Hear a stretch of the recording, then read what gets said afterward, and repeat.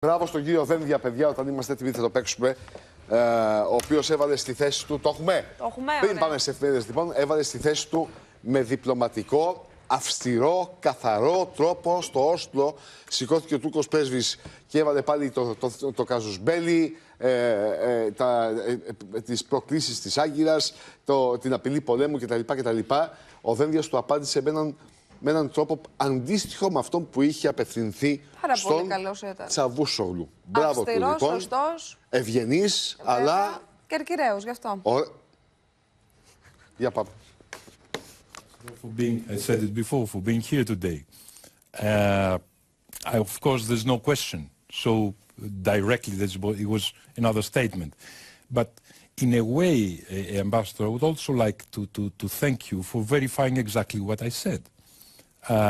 Because in the essence, if you allow me to repeat, you said that it's legitimate for Turkey to issue a casus belli against us, a threat of war.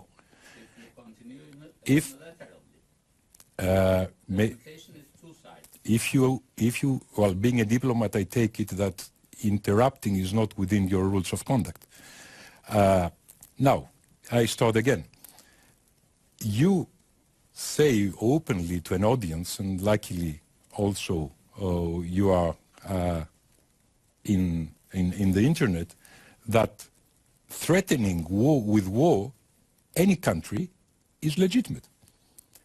But if I remember well from what I was taught in university, but also if I remember well, you have subscribed to the United Nations Charter.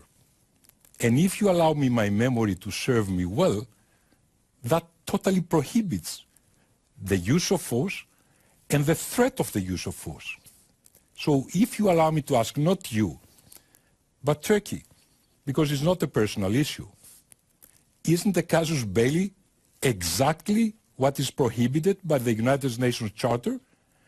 Does the United Nations Charter condition this prohibition upon your interpretation of what Greece said it would do, according to what? To an international convention which 168 parties have subscribed to, with the proud exception of Turkey. Even the United States, who has not ratified the UNCLOS, is advising every country in the world to subscribe to the UNCLOS. And here comes Turkey, which says, because I didn't subscribe to the UNCLOS, you are not allowed to implement UNCLOS, and if you do implement UNCLOS, it's a threat of war against you, and that's that, because that's what I want. Is that a reasonable conduct of doing things in the 21st century?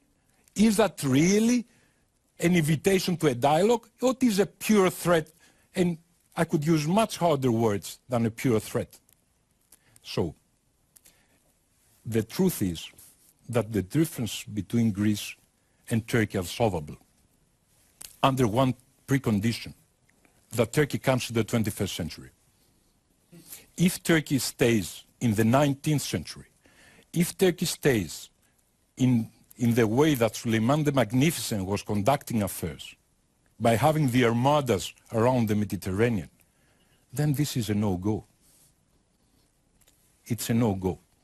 But in my humble opinion, there is the possibility that Turkey will change its ways and its understanding, because I deeply believe that this is to the benefit of the Turkish society. And if I'm allowed to repeat myself, there is a huge dynamic that would exist if this issue has been resolved. And by the way, last remark. The ambassador said that the Turkish-Libyan memorandum was a reaction to something. What was that something was not revealed to us. But again, the question is, how can any illegitimate reaction could be acceptable? I mean, is the real answer to that would have been, no, you're wrong.